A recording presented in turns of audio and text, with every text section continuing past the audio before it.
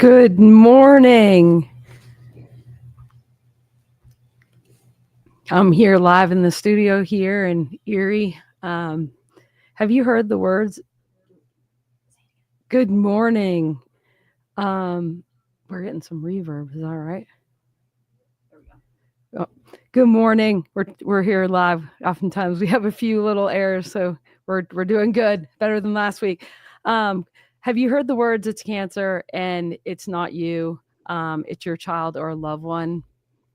I'm Andrea Richmond, anchor woman here at Love Beyond the Diagnosis, author of a memoir, Love Beyond Scope, and founder of the Courage Bear Project. So here we broadcast hope, dial into real stories of families navigating life after a cancer diagnosis. And on this show, you're going to find encouragement, storytelling, educational support, conversations with moms who know firsthand life beyond the diagnosis, and the dialogue. And I also on this show, we will offer dialogue from leading voices who are making an impact on the standard of care for pediatric cancers. My goal is to find resources rooted in faith to help you breathe, rise, and thrive in the middle of it all. Because mama, you are not alone. I'm Andrea Richmond. This is Love Beyond the Diagnosis, a space for mothers who just stepped into the unimaginable. So if you've missed an episode, be sure to go check us out on YouTube and Instagram at Love Beyond the Diagnosis, and like and follow me on my social media, which is Andrea Richmond. And then on Instagram, it's Love Beyond the Diagnosis. So in the first 13 weeks of the show, the Andrea Richmond Show, Love Beyond the Diagnosis, I am sharing 13 letters of hope. They're messages spoken straight to the heart of every mama and caregiver and family walking this difficult road. So each episode, I hope, is a reminder that you are not alone, and you'll hear from voices of love, honest conversations, and encouragement to keep going, all found, in this beauty of creating community and connection with one another. So this week, my 7th letter from Other Side Publishing is about a very special individual, a mother's helper, who showed up in our journey, not on day one, but shortly after my second daughter was diagnosed. My oldest daughter was diagnosed after her younger sister, Lauren, was diagnosed with leukemia. And it's an incredible story of what happens to a mom unexpectedly as she's just trying to walk and find some kind of, place in the community. We had just moved to Pittsburgh and didn't know very many people. And Sydney, our oldest daughter, had started preschool after her younger sister was diagnosed with cancer. And she was going to, she went to preschool actually for 3 days before she was diagnosed with the same cancer as her sister. So the school decided to run a blood drive at the church located next to the school. And I went to the blood drive because I was like, well, it'd be a good thing I wanted to donate blood because my, children were receiving transfusions. So that day, that was the first time actually I'd ever donated blood. And then a mother had come in to the church and had wanted to talk to me and introduce me to her daughter. And it's just this incredible kind of event that unexpected, right? And you just wonder, like, sometimes I'm like, wow, it's so incredible because today I get to share this person that this mother, she shared her daughter with us, and it truly is an amazing story, and I'm excited to share it with you today. So my guest is her name is Kelly Moon, and she's actually right here sitting next to me because I didn't take you off stage, so that's really good. And Kelly, so this morning, can you tell me just a little bit about yourself today before we go into the questions? Like, give me a little bio background. Yeah. So hi, I'm so excited to be here. You're gonna make me cry thinking back to everything that happened. But I was diagnosed with leukemia when I was 3 years old, and relapsed when I was about four. Went through chemotherapy, radiation, all of that. As a kid twice. I am now fully healthy, and have been since then. I am now a high school biology teacher.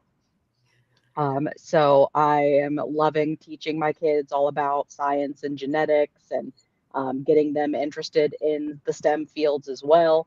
I still live in the Pittsburgh area, and it's me and my doggy Bean, Jean Bean, and my parents are still here in the Pittsburgh area. So, it's crazy being back here again with you and thinking about that from the time when we met.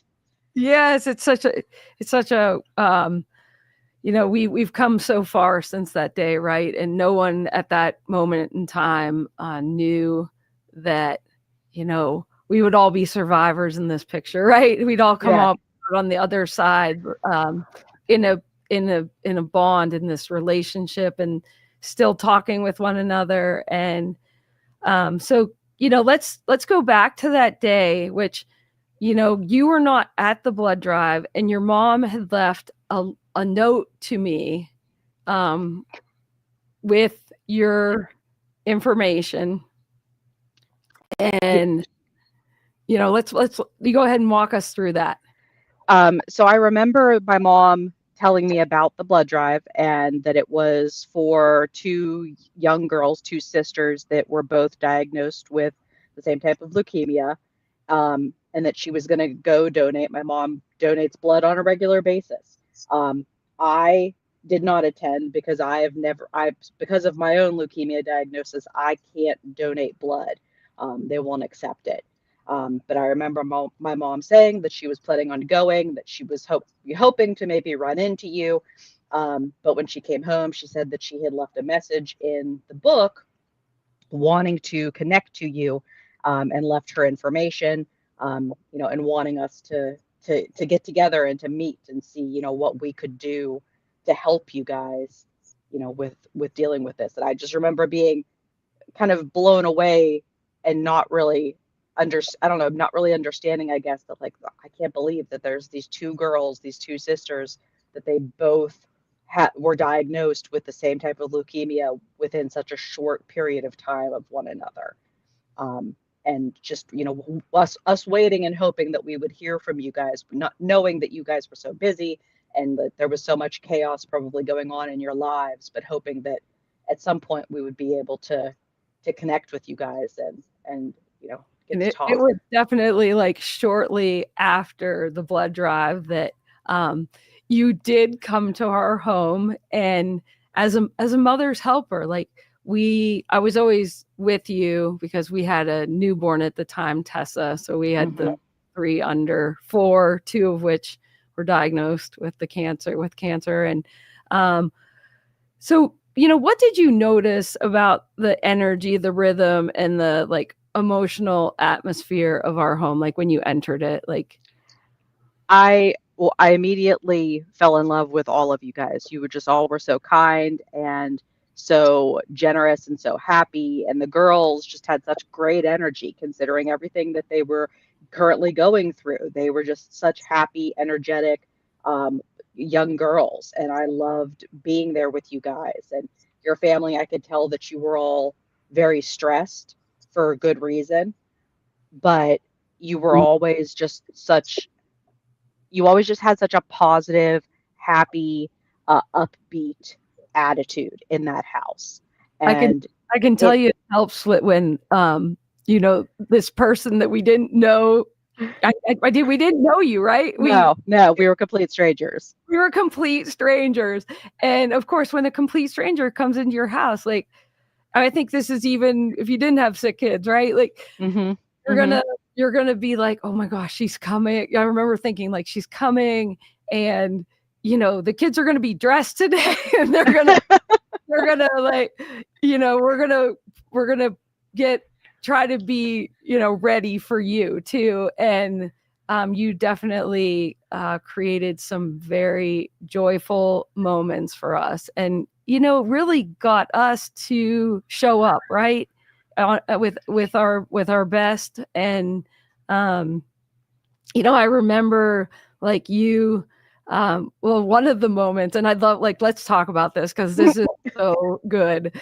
And Jeff, my husband, found the video of this. So if I can get it on the social media, I'd love to. But Kelly, um, you want to walk us through Tess, so our youngest, who is only like getting to be about a year old. She turned a year in May. Sydney was diagnosed in September. So Tessa was like, 14 months or something. She was And so little.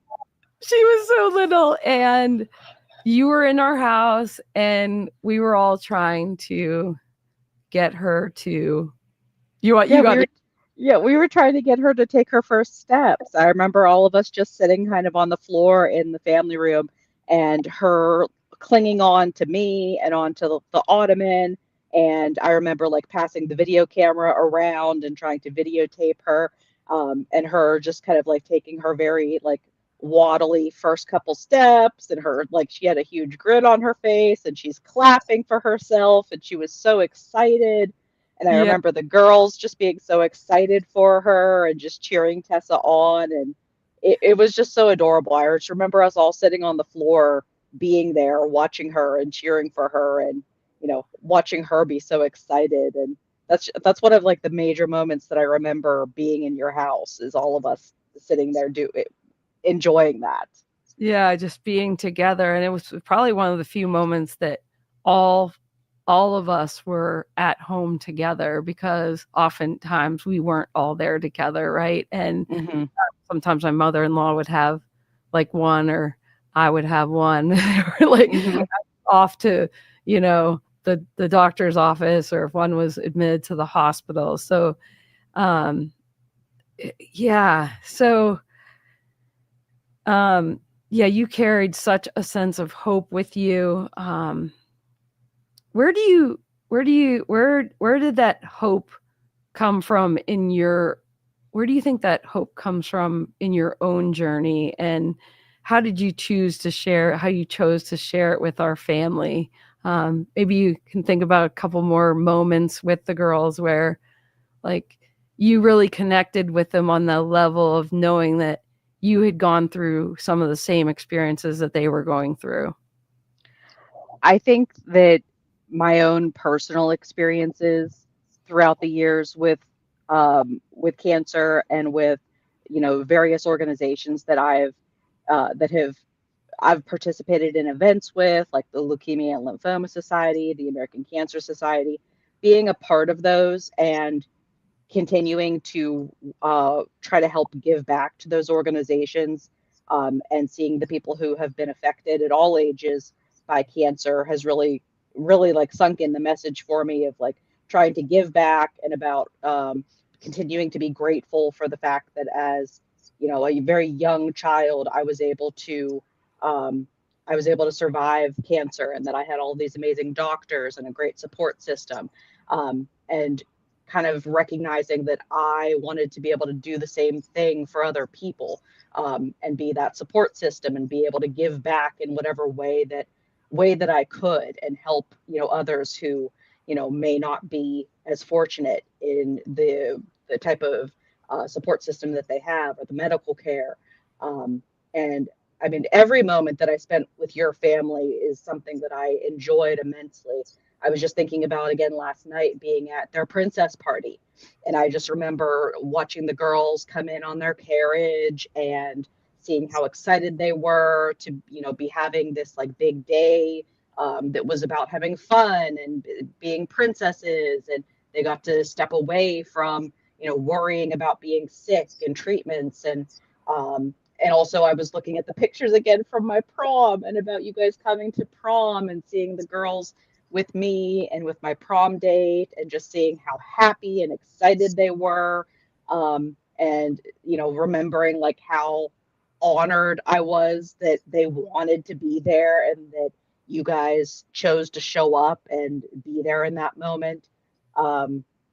Yeah, And even just being in your basement and hanging out with the girls and playing and the puppet theater. And there are so many little moments that I remember that mean so much to me because I got to be there with the girls when they were just being girls. They were just being happy and they were just, playing and getting to be little girls.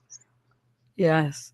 And I remember you also like bringing the mac and cheese, which is Yes.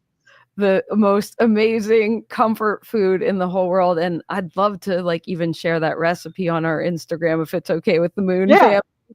I didn't bring the card today, but it's such a unique recipe with those egg noodles, and our girls.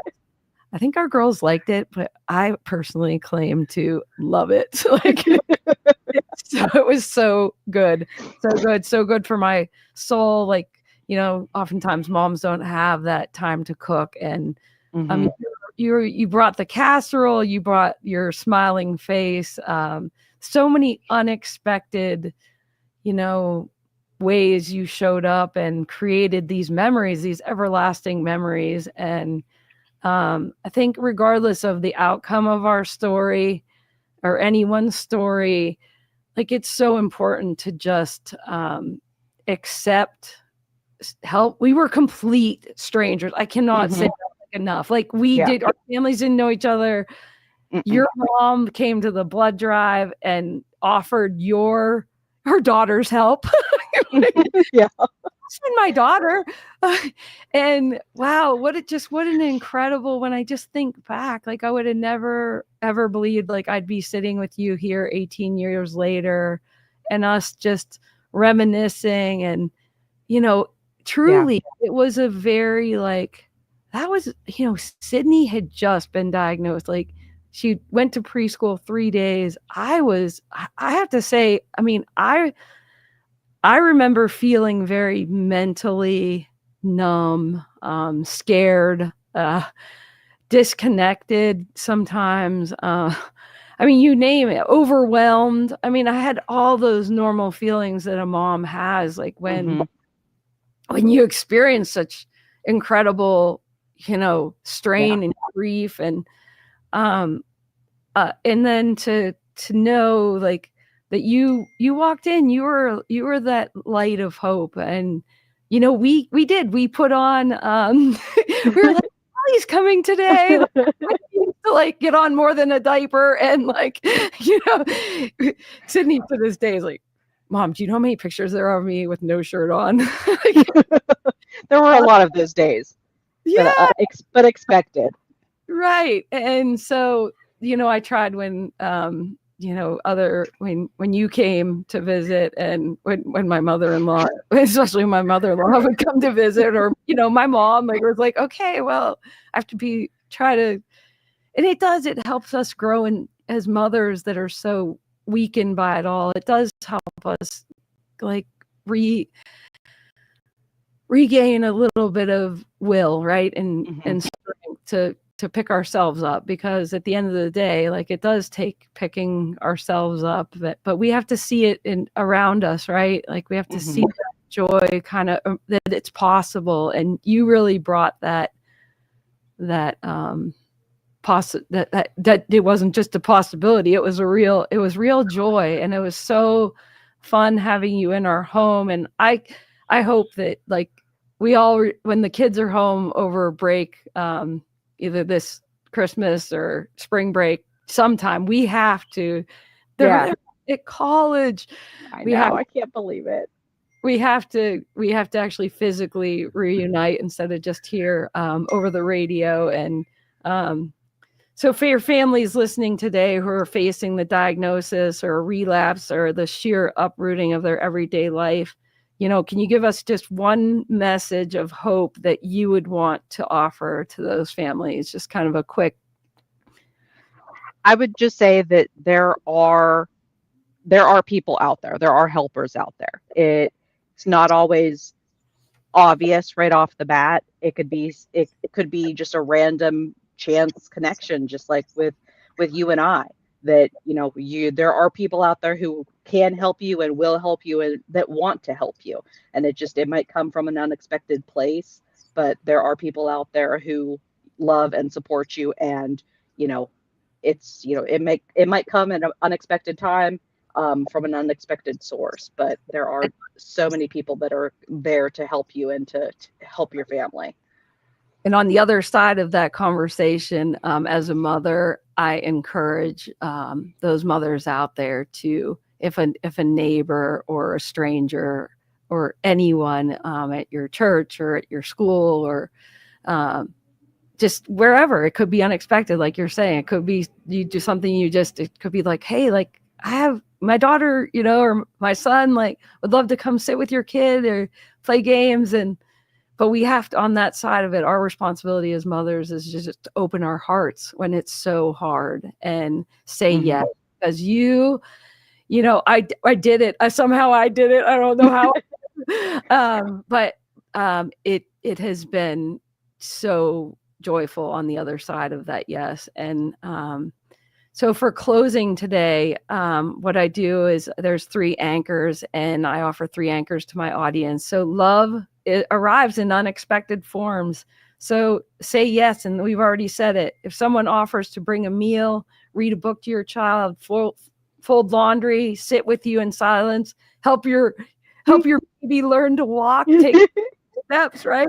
Love often enters through the side door, not the front door, at a blood drive, in a book, in a message, in a book, so receiving help, of course, is not weakness. It's a doorway to restoration. And I think our conversation today is very much proof of that love and restoration. And Kelly, you never tried to fix my broken world. You didn't chase miracles. You played games. You made crafts.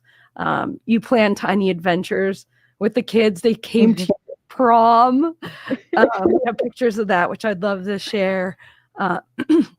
Those ordinary moments, they created those pockets of a breath of oxygen inside of the weight of a diagnosis. And I just offer the practical tip to create one small ritual each day that brings life into a room.